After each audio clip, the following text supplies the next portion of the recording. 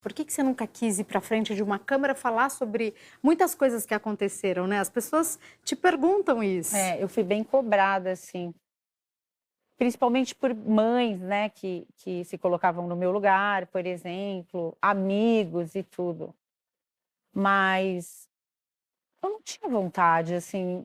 Eu não tenho que explicar para ninguém, assim, o que acontece na minha vida pessoal. Já não gostava de exposição antes.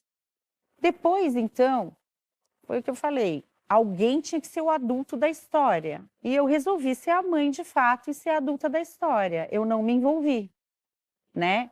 Então, assim, foram muitas coisas, né? Muitas histórias mirabolantes, assim, umas coisas assim que eu falava, gente, essas pessoas precisam criar uma novela, uma coisa, porque eles são bem criativos, né?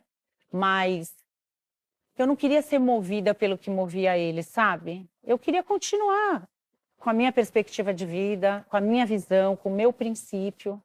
Então eu resolvi ser eu mesma.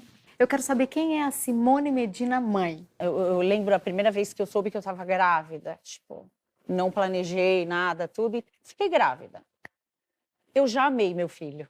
Tipo assim, eu falei, caramba, que bom ter um filho, ter alguém para dividir, né, as coisas, tal, a vida e tudo. Então, assim, foi muito legal para mim. Eu já aceitei o papel de mãe, de cara, assim, mesmo não tendo sido programado. E você sendo uma mãe tão jovem, aos 20 e poucos anos, do teu primeiro filho, Gabriel, hoje um nome gigante que o mundo inteiro conhece, você teve que renunciar a muita coisa por ser uma mãe jovem? Eu tive que, na verdade, me adaptar à loucura de ser mãe e trabalhar, né? Como que era a tua vida?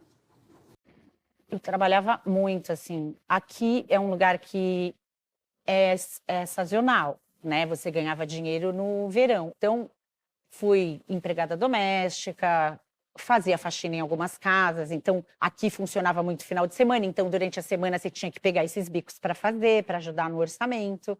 De final de semana, trabalhava em loja, trabalhava em restaurante. Então, eu dividia os horários.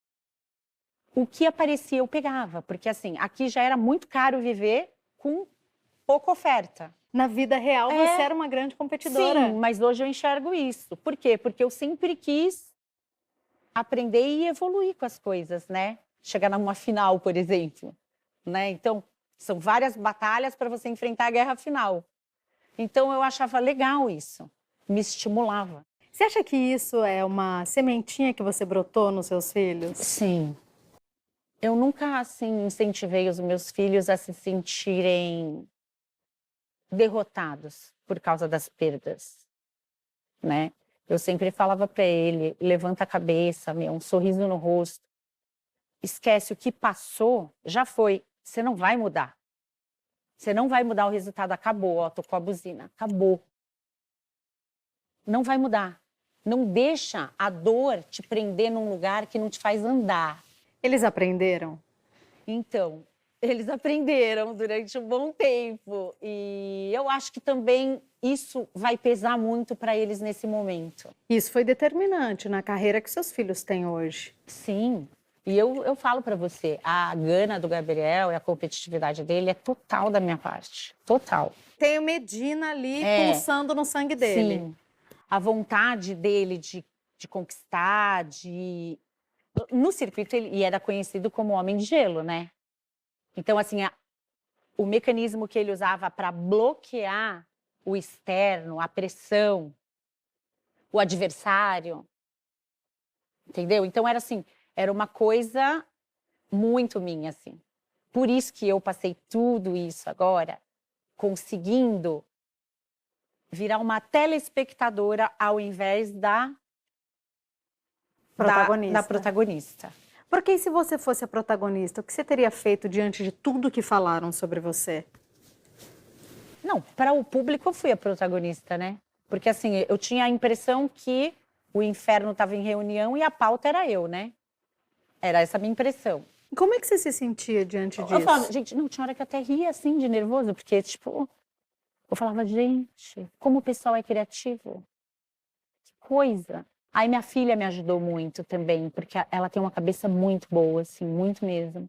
E ela é muito evoluída, assim, espiritualmente. Ela é um ser diferente, assim. Então, o que que eu fiz?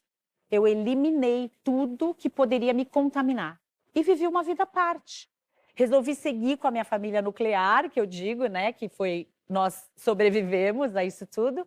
E olhei para frente. Então, nós continuamos caminhando. Nós tínhamos certeza da nossa identidade, de quem nós éramos. Ah, mas teu filho está envolvido nisso. Ah, mas teu filho está... Eu vou fazer o quê se ele foi dar um rolê, né? E foi dar um rolê sem a gente. Então, não posso fazer nada, é uma escolha dele, que ele quis viver, né? É uma escolha dele ter feito as coisas que ele fez. Eu vou fazer o quê? Só que eu não escolhi junto, né? Então eu não vou embarcar nessa junto. Mas você sofreu pelas escolhas do Gabriel? No começo, sim, porque eu fiquei meio sem entender. Foi tudo muito repentino. Então eu fiquei meio sem entender. Vinham umas coisas, umas conversas, assim, umas coisas que eu estranhava. Eu não achava o meu filho naquilo. Não era ele. Então, assim, eu falei, meu, não estou entendendo nada. Então, você entra numa parte da dor, assim, por quê? Porque você não reconhece teus filhos, né? E assim, eles viveram com você, né? Eles viram o que foi. Ninguém contou para eles. Então, isso me causou uma dor, né? Estranha. Mas, enfim, passei pela dor, passei pelo luto, porque é um luto, porque você fica sem comunicação. É zero. Você ficou sem conversar com o Gabriel? Eles bloquearam a gente em tudo. Zero. Por quanto tempo? Até hoje. Mas, então assim, isso faz o quê? 2 anos? Não, 1 ano. 1 ano? 1 ano, é. Você acha que essa onda gigante, né, que você diz que o Gabriel enfrentou sozinho, você acha que ele sabia lidar? Ele sabia que manobra ali oferecer para uma onda desse tamanho? Então, não. Eu digo que a gente tem o córtex central, então ele separa o que é uma memória para salvar, que é essa salva, e você acessa, né? E a outra que vira uma anotação, tipo, ela é passageira, é rápida. Então, eu acho que agora ele está acessando essas memórias salvas e está em conflito com ele mesmo, de tudo que aconteceu. Porque se eu fiquei confusa e na hora eu não entendi nada, imagina ele que estava completamente envolvido na situação. Eu entendo a confusão da mente dele. Você já tinha ficado tanto tempo sem falar com o Gabriel? Não, nunca a gente ficou sem se falar. Vocês eram sempre muito Eu grudados. e o Gabriel, só de olhar a gente já se conhece. Só de olhar, assim. Eu sei exatamente a guerra na mente dele. Às vezes eu olhava para ele e eu falava assim, meu, essa guerra que tá na sua mente precisa acabar. E ele olhava assim para mim e encheu os olhos de água, sabe? Tipo, caramba, como é que ela viu, né? Mas é uma ligação de Deus. Deus escolhe. E você acha que ele volta? Ou eles voltam? Eu acho que eles voltam, sim. Mas outras pessoas, sabe? Eu acho que eles voltam com mais experiência, eles voltam um pouco mais maduros. Nós também amadurecemos com tudo isso, né? Porque eu falo que a vida ensina o tempo todo, você nunca sabe de nada, você sempre é surpreendida com coisas que você precisa, mesmo que você não aceite, né? Todo mundo mudou nisso tudo. Eu não me envolvi. Eu só aprendi a amar quem tinha problemas. Porque se alguém tinha um problema, eram eles. Eu não queria estar nesse problema, então eu fiquei à parte dele. Eu preciso viver a minha liberdade. Então, você acaba ficando até com pena, sabe? Na hora, assim, de tudo que está passando, da confusão na mente, da opressão, da falta de tudo. Então, eu comecei a ficar com pena. Você acha que você errou em alguma coisa? Errei. Podia ter corrigido mais. Apesar de eu sempre confrontar eles, tá? Eu sempre confrontei. O Gabriel, eu falava para ele, você pode ser o Medina para o resto do mundo. Mas aqui em casa, você é o Biel. E o que eu tiver que falar para você, eu vou falar. E eu sempre fui a única pessoa que confrontei ele. Todo mundo esticava o tapete vermelho para ele. Então, assim, a primeira pessoa que ele quis eliminar era quem confrontava, né? Essa coisa, você diz do Instituto Gabriel Medina, ele não existe mais. Não. E aí vocês fizeram até uma negociação, porque afinal de contas vocês também eram sócios. Não, a gente não era sócio, eu trabalhava lá voluntariamente. Eu não tinha salário, nem meu marido. A gente trabalhava lá como voluntário, porque era um sonho meu e do meu marido, a gente poder fazer alguma coisa pelas crianças, na formação das crianças através do esporte, que era o que a gente entendia, né? Então, a gente tinha esse sonho. E aí o Gabriel embarcou com a gente e tudo e falou, não, faz, só que eu não tenho tempo para cuidar. Eu falei, não, pode ficar tranquilo que eu e o Charles, a gente cuida e faz acontecer. Tanto é que eu tinha um trabalho aos finais de semana com criança autista e síndromes especiais, que eu amava. Era muito legal. E eu senti muito de fechar o instituto, porque ali estava o meu coração, né?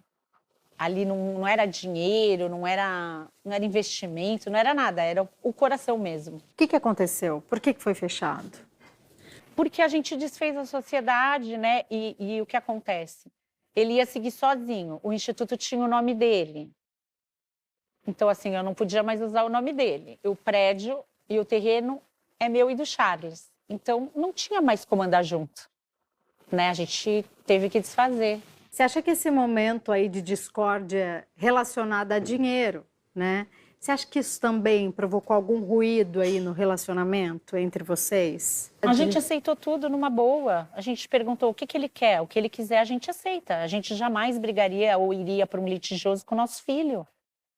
Uma loucura, assim. Isso é uma loucura da cabeça das pessoas, porque minha empresa tinha um valor, ele me ofereceu 3 vezes menos e eu disse, não, eu aceito, eu não vou brigar com meu filho por dinheiro, sério. Aceito. Nós fizemos um planejamento para o Gabriel viver 100 anos sem precisar trabalhar com a mesma condição de vida.